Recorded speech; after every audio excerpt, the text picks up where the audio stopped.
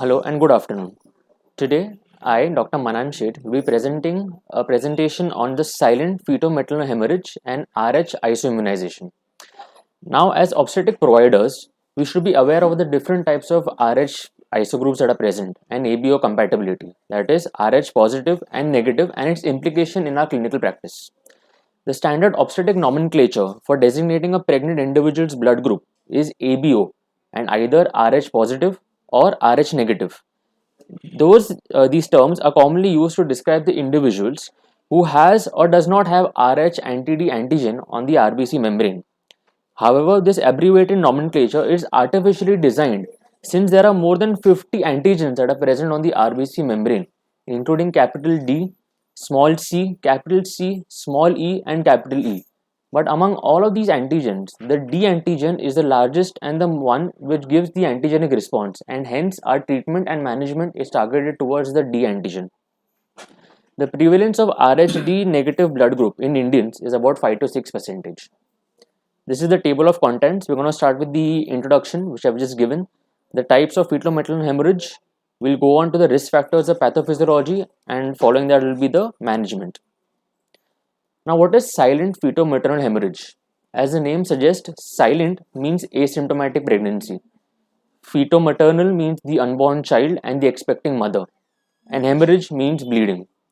The silent fetal-maternal hemorrhage refers to antenatal or postpartum entrance of the fetal blood into the maternal circulation due to failure of the placental barrier. The clinical consequences of fetal-maternal hemorrhage, that is the FMH, range from a non-significant to an catastrophic neonatal outcome and are dependent upon the volume of the fetal blood which enters into the maternal circulation. It can be acute or chronic. Clinical insignificant fetal-maternal hemorrhage occurs in most pregnancies, less than 1 ml in almost 75% of pregnancies. And clinical fetal-maternal hemorrhage, that is more than 30 ml, occurs in 3 per 1000 live births. Now, what are the types of fetal-maternal hemorrhage? It can be spontaneous or traumatic. It can be clinically unimportant or mild fetal-maternal hemorrhage, which occurs in most pregnancies. According to the volume of the blood which enters, a 0.025 ml of blood enters in around 75% of women, and less than 15 ml occurs in more than 99% of women in pregnancies. But what is clinically important or massive fetal-maternal hemorrhage? There is actually no clinically acceptable or universal guidelines to define this, but we sometimes use 30 ml or more as clinically significant.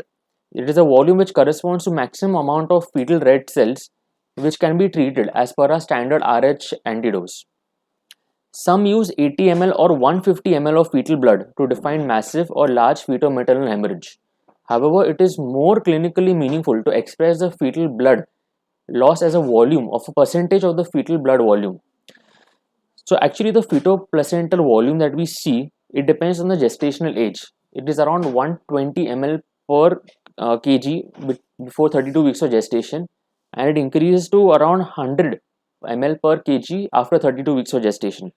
Thus, a fetal-maternal hemorrhage of even 40 ml for a 33 weeks of a baby which is 2 kgs represents around 20 ml per kg, which is around 20%. Now 20% is important because that 20% defines massive fetal-maternal hemorrhage.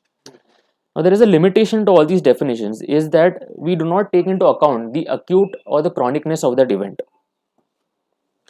Now, like I said, fetal-maternal hemorrhage can be classified as an acute or a chronic depending on the rapidity of blood loss, the chronicity of blood loss, and the gestational age.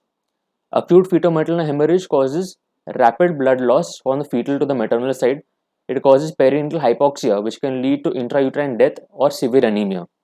A chronic fetal-maternal hemorrhage, on the other hand, is intermittent and it is recurrent blood loss. Compensatory increase in the hemopoietic activity occurs in the fetus, and sometimes there might be development of hydronephrosis despite this. Talking about the incidences, like I already mentioned, the reported incidences of fetal-maternal hemorrhage depends on the volume threshold that we use. It is around 0.2 per 1000 births for more than 150 ml, and it increases to 3 per 1000 births for more than 30 ml of blood loss. Most women, almost 99% of women, will have less than 15 ml of fetal whole blood in the maternal circulation. The incidence also varies according to the trimester, which is around 4% in the first trimester, increases to 12 in the second, to almost 45% in the third trimester. Now, what are the various causes of fetal-maternal hemorrhage? It is divided into maternal abdominal trauma. It can be because of obstetric procedure like amniocentesis or cordocentesis. It can be because of placenta abnormality like placenta previa or abruption, or it can be other causes like hypertension, preeclampsia, or substance abuse. Now, just elaborating on the causes, around 80%, surprising, but around 80% is idiopathic. So, in around 80 out of 100 patients, the cause will be unknown. More than 30 ml of blood loss will happen, but no established cause will be known. Maternal abdominal trauma causes 3 to 8% because of any major trauma. The fetal maternal hemorrhage reported to occur in about 9 to 30% of pregnant patients with trauma, and the leading causes being motor vehicle accident, a fall, violence by the partner, assault, or even a gunshot wound. Obstetric procedure can be because of external cephalic version, percutaneous umbilical sampling, amniocentesis, CVS, or cordocentesis. Now, these last 5 points are important because these are things that the obstetrician does. So, this is under our control. Now, placental and abnormalities of the umbilical cord include placental abruption, placenta previa, vasa previa, or chorangioma. Maternal characteristics can be because of the race or ethnicity.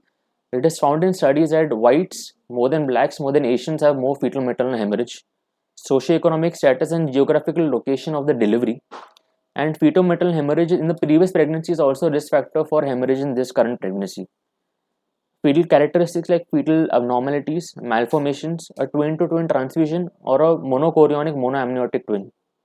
And placental characteristic like I've already mentioned, like abruption or any umbilical vein abnormalities. The risk factors can also be obstetrical risk factors like preeclampsia, placental abruption, placental previa, vasa previa, chorangioma, or stillbirth or sudden intrauterine fetal death. Any obstetric procedures like I have mentioned, like external cephalic version or choriobionic sampling. Now, what is the pathophysiology of fetal-maternal hemorrhage? Now, one dictum to remember in RH isoimmunization, although it is not always true, is that the first baby is unaffected. Even if there is a triggering factor in the first baby and the mother is RH negative and the baby is RH positive, the immune response will be of IgM antibody. Now, as you all know, the IgM antibody is large and does not cross the placenta. The first immune response is always slow, and hence the fetus has a lot of time to get delivered and not get affected by these antibodies. Any further subsequent pregnancy will elicit an immune response which is a rapid and IgG variety. Hence, the second and any other subsequent pregnancy will always be affected by these IgG antibodies, which can easily cross the placental barrier. Now, having said all of this, the exact pathophysiology is not clearly understood. By 38 days of gestation, the D antigen, which causes the isoimmunization, is expressed as a part of the RBC membranes. And in contrast to most other antigens like A, B, M, and N, the D is present only in the RBC, hence it is very important. Normally, the placental connection allows a minimal amount of bidirectional flow, which is up to 0.1 ml of the fetal blood, which passes into the maternal circulation in almost all pregnancies. Now, the maternal de-alloimmunization develops as a result of the maternal immune response to this Rh positive RBCs following any triggering event which will cause a breach in the trophoblastic membranes. Now, the normal placental connections, as we all know, it will allow a small amount of bidirectional flow. The fetal blood cells move from a higher pressure in the fetal circulation into a lower pressure, which is the intervillar space. And ultimately, this intervillar space blood goes into the maternal circulation and causes temporarily maternal chimerism. Chimerism means there are two types of RBCs now present, the Rh negative of the mother and the Rh positive of the fetus. Now, just in epidemiological key statistics, the incidence of fetal maternal hemorrhage remains underreported throughout the world. Usually, the volume of fetal maternal hemorrhage is less than 1 ml, which is generally undetectable. Major cases are remaining asymptomatic. Diagnostic techniques are very expensive, and precise volume determination is difficult, and healthcare provision is not adequate.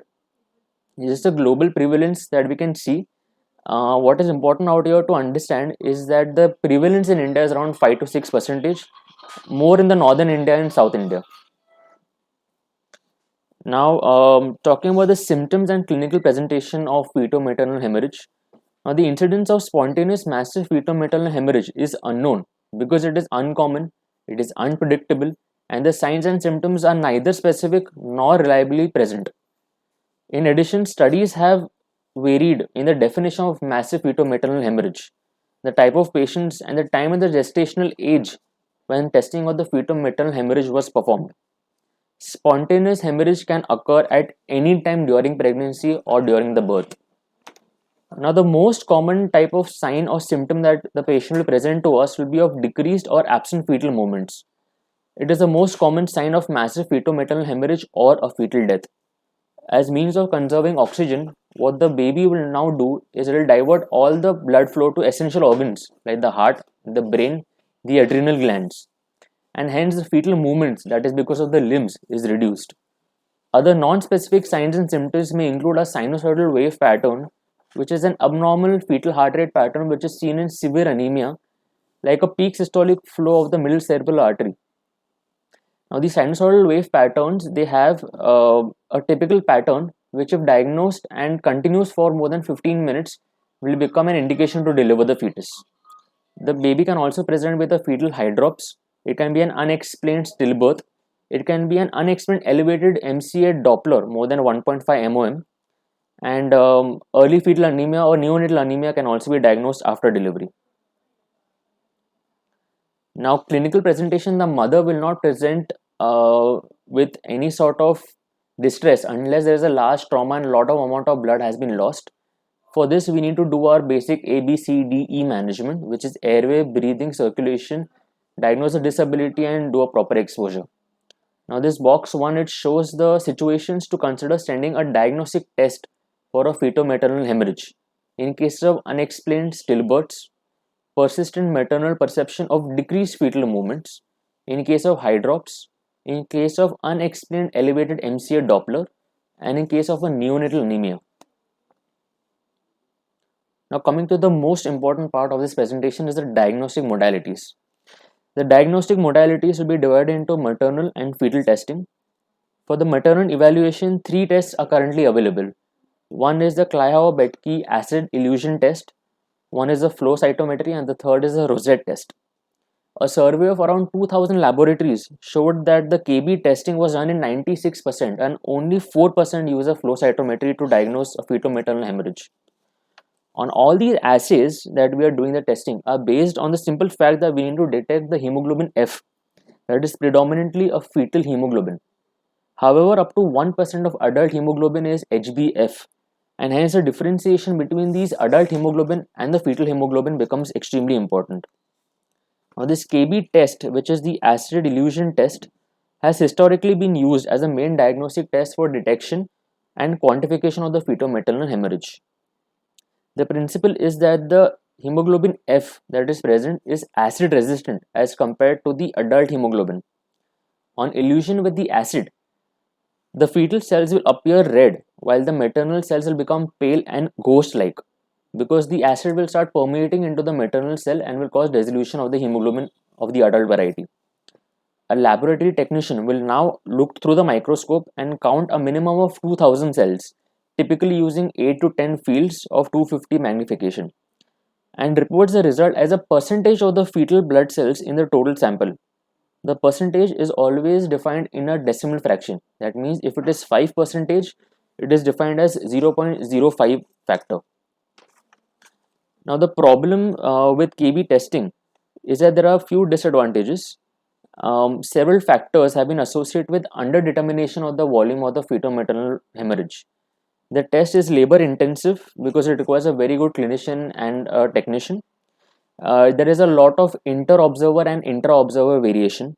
It has technical issues. Sometimes the smearing becomes very difficult and inconvenient, and a decreasing fetal hemoglobin concentration in the fetal red cells with advancing gestational age would also contribute to poor staining of these blood cells. Sometimes, if the mother is underweight, then there may be overestimation of the blood hemorrhage, and sometimes if the mother is obese, then there may be underestimation of the amount of fetal maternal hemorrhage.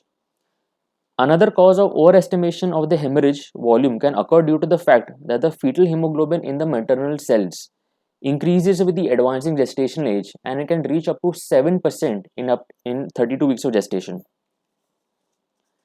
Now I'll just like to say what the principle, like I said, is because of the acid elution. and it is determined by the formula, that is fetal-maternal hemorrhage in ml of fetal blood is 0.35 divided by 0.45 multiplied with the percentage of the fetal cells, that I said the decimal that we use as 5% as 0.05 multiplied by 5800. Now 5800 is just an estimate of the plasma volume that the maternal has. Now all these calculations are done with computerized, so no need to remember this, but the RCOG recommends the KB screening of less than 2 hours after delivery to identify the Rh negative women with a large fetal-maternal hemorrhage who require an additional Rh antiglobulin after the basic 300 micrograms is given. Now, why 2 hours? Because around 90 to 95% of the fetal RBCs that are present in the maternal blood is cleared within the first 1.5 to 2 hours of the delivery.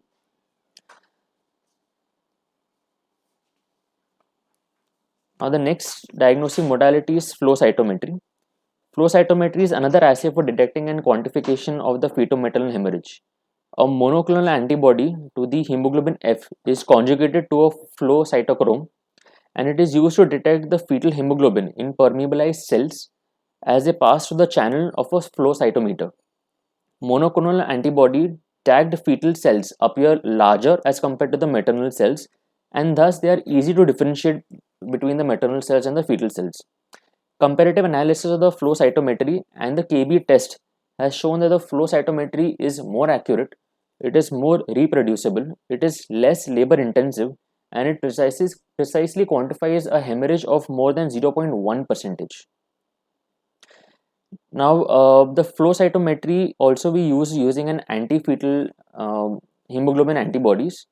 The anticoagulated maternal red cells are briefly fixed in 0.05% glutaraldehyde and then permeabilized with a detergent that enables the antibodies to permeate into the cell membrane and bind to the intracellular hemoglobin F. Now, the flow cytometry, like I said, it distinguishes the F cells from the fetal RBCs. It rapidly analyzes more than 50,000 cells per second.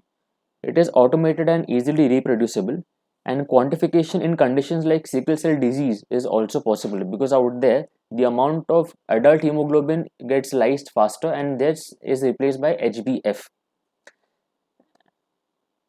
Now, flow cytometry can also be done using anti-D antibodies. In case of D antigen incompatibility, anti-D antibodies are used for tagging. So this is what we use in Rh isoimmunization. Using this method, as small as 0.1 to 0.2% can be quantified, and the FDA approved monoclonal anti-D antibodies are commercially available in the UK in the form of Quant-Ro. The advantage that, like I've already listed, is that it is faster and it easily helps in differentiating between the adult and the fetal cells. The disadvantage still remains that false positive reports have been reported, and prophylaxis of the mother with anti-D immunoglobulin before cell sampling will affect the result. Partial D or weak D sometimes may affect the phenotype and the type of results that we get. The third diagnostic modality is the Rosette test, which is a qualitative test. Out here, Rosette test may be used for consideration of Rh immunoprophylaxis. Now, the advantage being that it is a highly sensitive method for qualitative analysis and not quantitative analysis. It can detect even 10 ml of fetal blood or 0.2% of fetal cells volume by volume in the maternal circulation. The test is valid for differentiation between the Rh positive fetal blood and the Rh negative maternal blood. Now, the procedure is that the maternal blood is incubated with the anti-D and it is washed. The enzyme linked indicator D positive RBCs are added and the sample is examined under light microscope.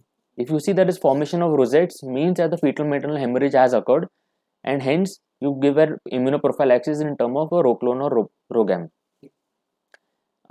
We can also have false positive and false negative results in this. The thing to remember out here is flow cytometry and the KB tests are quantitative, so they will have a formula to determine the amount of blood loss. The Rosette test is only qualitative, it will show whether the blood has entered or not entered. The fetal diagnostic modalities are in terms of cardiotocography, in which fetal monitoring for suspected fetal-maternal hemorrhage becomes necessary. The main fields that we observe in any CTG is acceleration, deceleration, and the baseline variability. Now, the sinusoidal pattern is reported in 16% of fetal maternal hemorrhage. What is a sinusoidal pattern? It is a smooth, regular, undulating signal with an amplitude of 5 to 15 beats per minute and a frequency of 3 to 5 cycles per minute. Now, if this pattern is seen more than 15 to 30 minutes, an immediate delivery is indicated. And true sinusoidal tracing is actually very much misdiagnosed, and it is usually mixed up with a pseudo sinusoidal pattern. Biophysical profile is another type of fetal surveillance which includes fetal heart acceleration, the breathing, the movements, the tone, and the AFI. And a good biophysical profile has a good negative predictability value. Another extremely important diagnostic modality which is non-invasive and which is readily available now is the MCA-PSV, which is the middle cerebral artery peak systolic volume. Now, the fetal anemia and the fetal maternal hemorrhage can be predicted using MCA-PSV. What we basically do out here is insert a Doppler to identify the middle cerebral artery, and we find out the peak systolic volume, and we compare it with charts that are available. If the MCA-PSV is more than 1.5 MOMs, and it is highly suggestive of fetal anemia and has a sensitivity of 100% in few studies. But saying that, it also has a few limitations. The specific rules need to be followed, and hence it needs to be done by a very good trained radiologist. There is lack of reproducibility and consistency. It has an intra and intra-observer variability. The cutoff of 1.5 is highly sensitive, but it becomes very unspecific and will predict only 1% of fetal population. And after 35 weeks of gestational, the false positive rate for fetal anemia using MCA-PSV is very high. Hence, this study is done only between 18 to around 35 weeks of gestation. Also, we can measure the fetal hematocrit or hemoglobin values by doing a chordosynthesis to assess the amount of fetal anemia. Now, this will give you an exact value, but it is an invasive procedure and it is risky to the fetus. Another obstetric routine ultrasound, we can diagnose a fetal heteros very easily. Now, the definition is a skin thickness more than 5 millimeters, that is anything above 5 millimeters, and either fluid collection in more than equal to 2 serous cavities, including ascites, a pleural effusion, or a pericardial effusion, and fluid in even one cavity with skin thickness of more than 6 millimeters is also diagnostic. Now, this is just a brief comparison between the diagnostic techniques that we have had. Already, I have done a detailed discussion on the CTG, BPP, the MCA-PSV, and the KB test, flow cytometry. Now, what are the consequences of fetal-maternal hemorrhage? The RH isoimmunization, that is fetal-maternal hemorrhage in an RH negative patient, leads to sensitization of the mother because of the RH positive fetus. It causes hemolytic disease of the newborn. The fetal-maternal hemorrhage in mother and fetus having different type of blood groups leads to antibodies against the fetal RBCs, which causes rapid destruction of the fetal cells, and the lifespan reduces below the 120 days. This causes jaundice and may lead to kernicterus in the fetus. It can cause a sudden fetal death, which may be unexplained because of excessive anemia. It can cause excessive blood loss, causing anemia or hypovolemic shock in the mother. It can cause respiratory distress in immature lungs. It can cause metabolic acidosis, neurological diseases, liver damage, and renal impairment. Now, another important aspect to deal with is the management of fetal-maternal hemorrhage. Now, the fetal-maternal hemorrhage depends, the management, it depends on the gestational age, the fetal status, the availability of the physician who is proficient in the chordosynthesis. The management options depend on the R2. It is either chordosynthesis or delivery with the intrauterine infusion. For pregnancies which are more than 32 weeks and fetal-maternal hemorrhage of more than 20 ml, immediate cesarean section is recommended with a neonatal transfusion. For pregnancies less than 32 weeks and severe fetal-maternal hemorrhage, intrauterine transfusion, that is IUT, is recommended. For pregnancies more than 23 weeks, corticosteroid for lung maturation and magnesium sulfate for fetal neuroprotection may be required. And for preterm pregnancy, decision between the cesarean and intrauterine transfusion by chordosynthesis should be made on case-to-case basis. Now, pregnancies with moderate to severe fetal anemia at 18 to 35 weeks of gestation are optimal candidates for intrauterine transfusion. These are identified as MCA-PSV of more than 1.5 MOM. In these cases, the actual hematocrit or the hemoglobin is then determined by obtaining the fetal blood via percutaneous umbilical cord sampling. A hematocrit less than 30% or less than 2 standard deviation is used as a threshold for fetal transfusion. Now, just talking about the antenatal management of the mother first. For fetal lung maturity, antenatal corticosteroids should be administered if indicated. Fetal intravascular or intrauterine transfusion may be indicated for severe anemia, like I mentioned, if the hematocrit is less than 30%. And RH immunoglobulin to RH negative mother should be given within 72 hours of delivery. Now, this is just a proposed algorithm. If the mother presents with an absent or decreased fetal movements and the the BPP shows that is a reassuring pattern, we do an MCA PSV. If the MCA PSV is more than 1.5 MOM, the decision is taken of either we do a delivery if it is more than 35 weeks, or an intrauterine transfusion might be needed if the pregnancy is less than 35 weeks. During the transfusion, if the transfusion is successful, we can repeat the transfusion on a weekly basis. If not, then immediate delivery is indicated. Now, antenatal corticosteroids, what are the recommendations by the ACOG?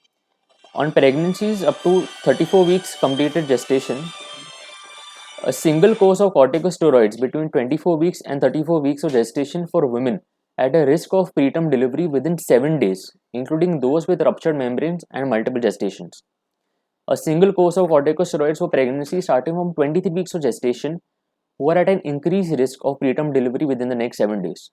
Now, what are the recommendation of corticosteroids? We either give betamethasone 12 mg intramuscularly, 2 doses 24 hours apart, or we give dexamethasone 6 mg intramuscularly every 12 hours for 4 doses. A single repeat course in women who are less than 35 weeks of gestation, who are at a risk of preterm delivery within the next 7 days, who have received a prior dose more than 14 days of corticosteroid, a repeat dose might be indicated in these patients. This is known as a rescue dose. And now, pregnancy between 34 and 37 weeks of gestation, a single dose of corticosteroids may also be indicated in these patients if they are planned for a cesarean section or imminent delivery within the next 7 days.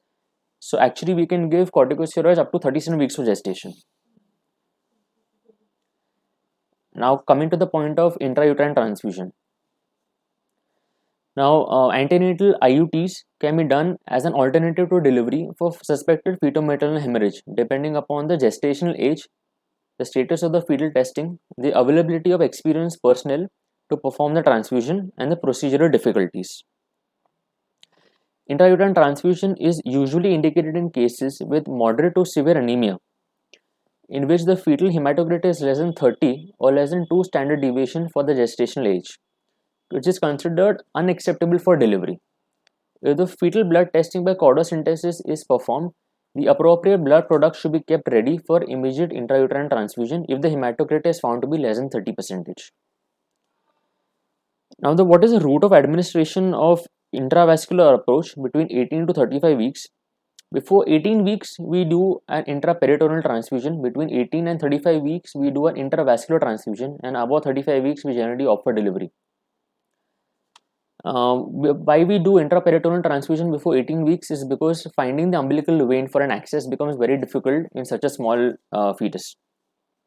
For the rare patient with severe isoimmunization and a previous second trimester loss, the maternal plasma exchange or administration of IVIG may also be considered up to a level after which intravascular intrauterine transfusion might become appropriate.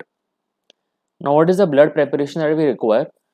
Similar to our routine blood transfusion of a donor, it is cross-matched with the maternal blood.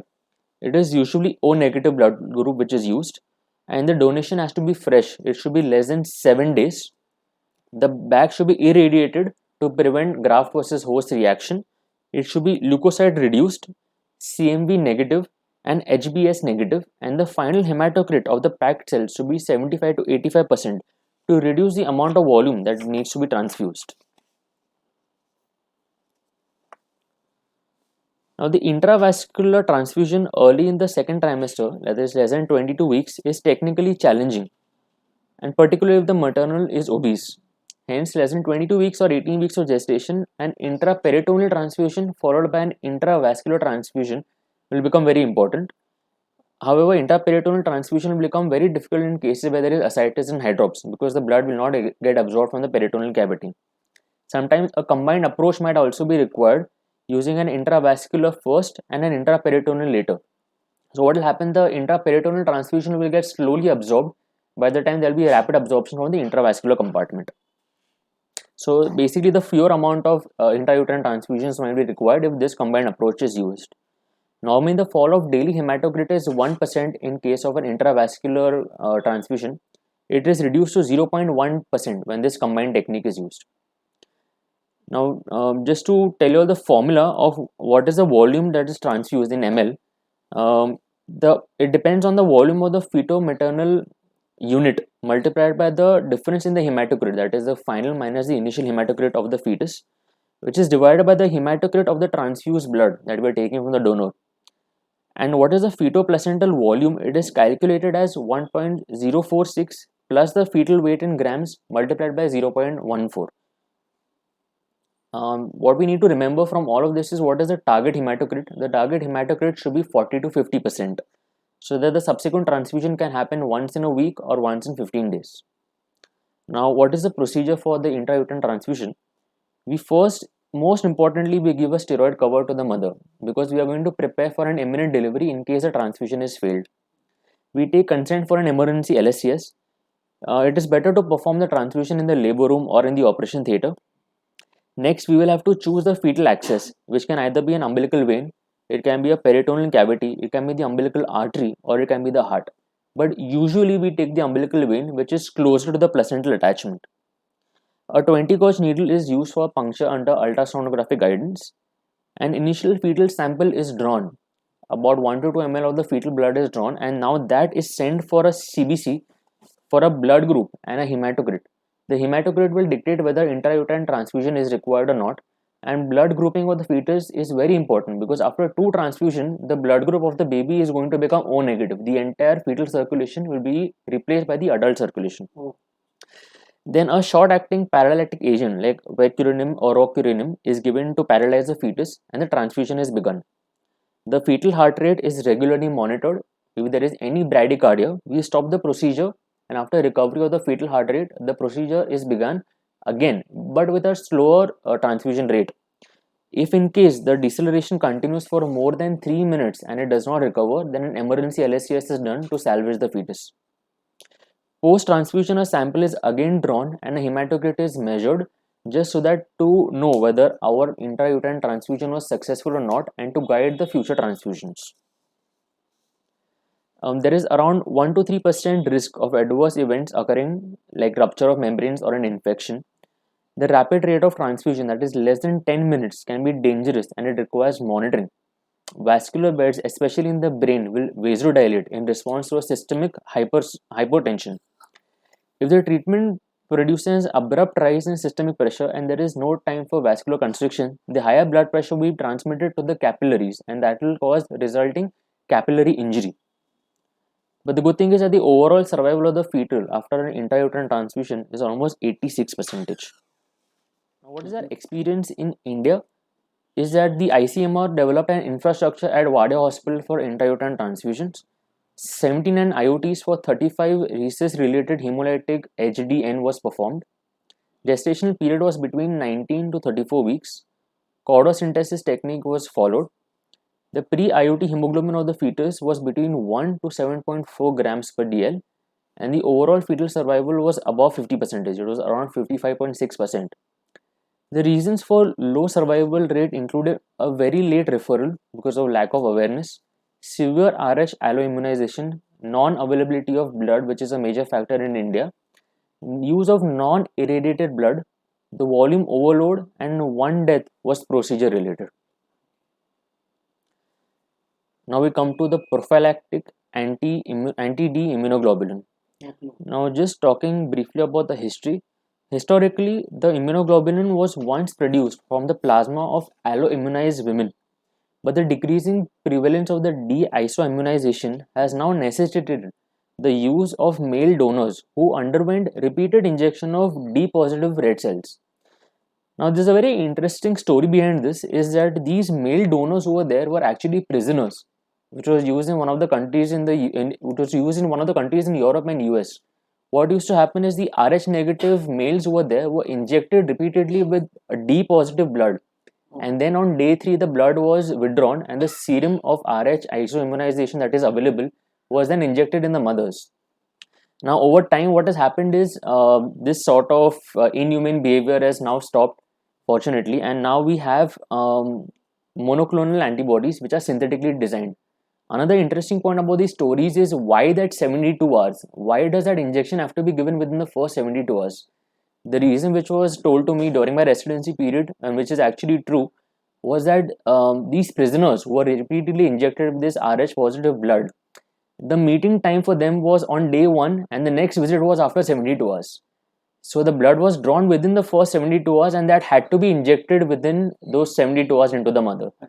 So actually this concept is now changed, and this roclone and the monoclonal antibodies which are available can be given to the mother even after 10 to 15 days. If in case the first 72 hours if we miss it, we can still continue to give. Now this dwindling resource that is because of the prisoners has now reduced has led to the invention of synthetic monoclonal anti-D immunoglobulin, which has the advantage of being synthetic and also it is monoclonal. So instead of having a pooled blood, we now have a single line of antibodies which are available. So what this does is causes greater availability and it reduces and eliminates the risks of pathogen transmission and adverse side effects because of a polyclonal anti-D immunoglobulin. Now just talking about the pharmacokinetics of anti-D, a 300 micrograms single dose, 1 microgram is 5 international units. It contains sufficient anti-D to suppress the immune response of 15 ml of positive fetal red blood cells or 30 ml of whole blood, and 50 microgram is enough to suppress 2.5 ml of fetal RBCs or 5 ml of whole blood. The mean half-life of anti-D immunoglobulin is 24 days and approximately the same for an intravascular or an intramuscular injection. The duration of a low positive, that is less than 1:4 titer, can be seen for several weeks after the anti-D injection. So if we do give an anti-D injection to a pregnant female and we repeat an ICT within 1 or 2 weeks, we will always or most likely get a positive response, and that actually shows that the anti-D has worked, but the response has to be muted. It has to be less than 1:4. The newborns also can have a positive direct agglutination test. So after delivery, we generally do a blood grouping and a direct anti-agglutination test of the fetus. In up to 25% of the cases, if the anti-D was administered after 34 weeks, this test of DAT might be positive in the newborn.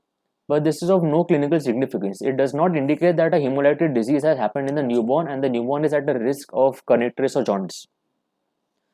Now the mechanism of action is the rapid macrophage induced clearance of their deep coated RBCs. So when we give an anti-D immunoglobulin to the mother, what happens is the immunoglobulin goes and coats the fetal red cells so that it is quickly phagocytized by the maternal immune system and the maternal blood does not get enough time to get an immune response against these Rh positive blood cells.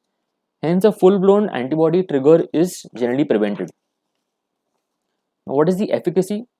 Prior to the development of anti-D immunoglobulin, approximately 16% of D negative pregnant women became alloimmunized after 2 births of D positive fetus.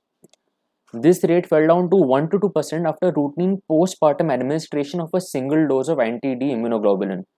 Now, why we give anti-D immunoglobulin in the ANC period is because this 1% has now reduced to 0.1% with the addition of routine antenatal immunization along with postpartum immunization.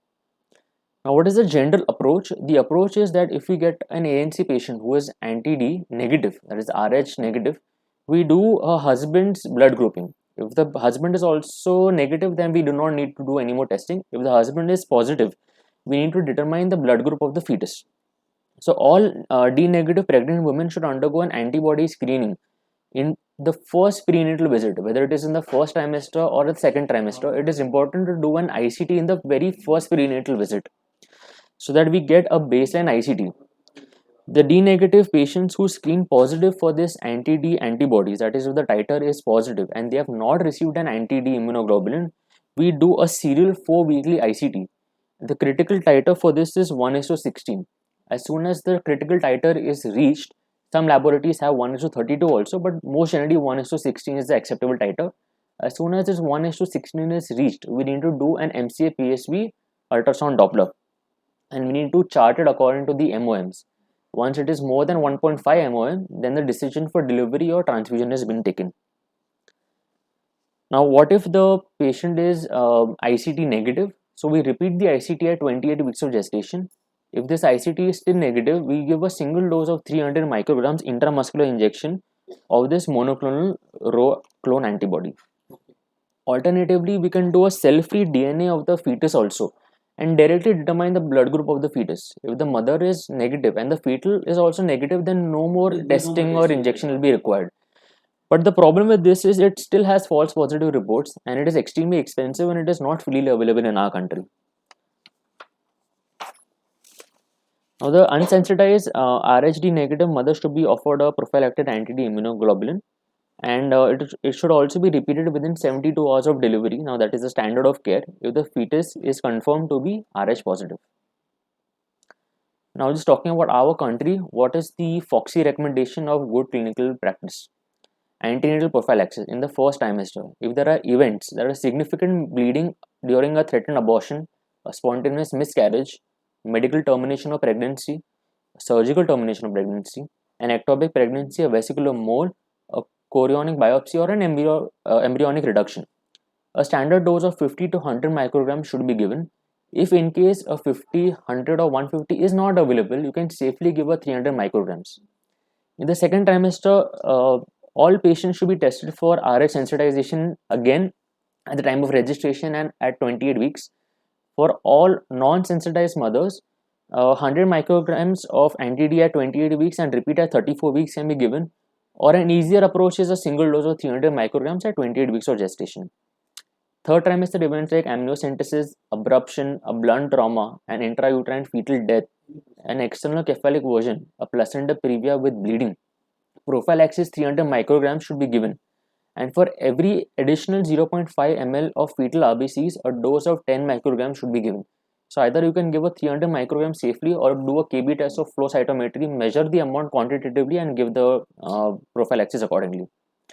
Postpartum prophylaxis, every Rh negative mother who has delivered an Rh positive baby, irrespective of mode of delivery, whether it is normal or cesarean, should be given a 300 micrograms of anti-D dose within 72 hours of delivery.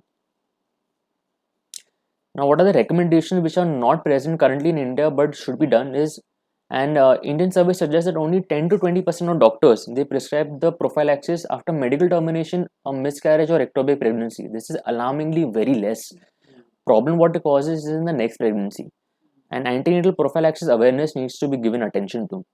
Even though standard dose of 300 microgram covers most cases, still it is better to determine the amount of fetal-maternal hemorrhage and give an additional dose if required. Counseling of young girls and women about the Rh alloimmunization and anti-D prophylaxis needs to be addressed.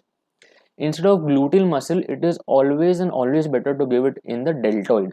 Why? Because the absorption in the gluteal muscle, because of it being a large muscle, the absorption is slow and hence the response may not be adequate. Hence it is extremely important to give it in the deltoid. All non-sensitized women should be given prophylaxis to avoid risk of sensitization either in the mid or late trimester of the pregnancy or in the postpartum. Efforts on improving fetal maternal hemorrhage testing precision and awareness should be made. And to cover the risk of sensitization in high-risk cases, dose higher than the standard dose may be recommended. One more thing I need to just elaborate is after a tubal ligation also, some people ask that after tubal ligation and delivery, the patient is not going to become pregnant again. Then is it necessary to waste that money and give another dose in the postpartum? It is extremely important for two reasons. First of all, there can be failure of the tubal ligation, and second, the patient might want to undergo a recanalization and deliver again. So we cannot take the risk. It is always better to give it in the postpartum period. Now, just briefly, I will elaborate on the neonatal management. The general measures is to perform a physical examination, obtain the history from the parents, ensure adequate airway and oxygenation, and monitor the adequate perfusion. The principles of resuscitation are to restore the circulation and to treat the anemia. Initial stabilization is done with an IV access and arterial access, adequate monitoring, evaluate clinical and other parameters of hypoperfusion, and monitor the vitals. Acute treatment is administration of 10 ml per kg of crystalloid or colloidal blood is available. Request a stat and administer uncrossed Rh negative O negative blood group in 10 ml per kg volumes over 10 to 15 minutes, and to reassess after every perfusion. To repeat the whole blood transfusion until acceptable amount of perfusion is achieved. To evaluate the blood gas, that is ABG. To treat with sodium bicarb if required, and to initiate vasopressin like dobutamine. Ongoing management is to request a maternal KB stains, continuous vital assessment, continuous blood pressure monitoring and venous pressure and arterial blood gas, a CBC every 4 to 6 hourly until stable, electrolyte panel, that is the entire electrolyte panel for every 4 to 12 hourly as indicated to know about the renal function. Frequent glucose monitoring and Foley's catheter might be needed. Postnatal management, after the post resuscitation, we do a neurological, cardiovascular, hepatic, and a hematological assessment. What's very important is to monitor the hematocrit every 4 to 12 hours as ordered by the pediatrician, to monitor the platelets every 4 to 12 hours, and to observe and report signs of bleeding for the concern of DIC. Then metabolic assessment will be obviously support the temperature and to maintain a neural temperature environment, to monitor the glucose levels, to optimize the blood pH, and to monitor the electrolytes. Renal assessment and should be done to monitor any anuria or oliguria, and a base and B1 creatinine will be required within 12 to 24 hours of birth and to repeat daily until stable.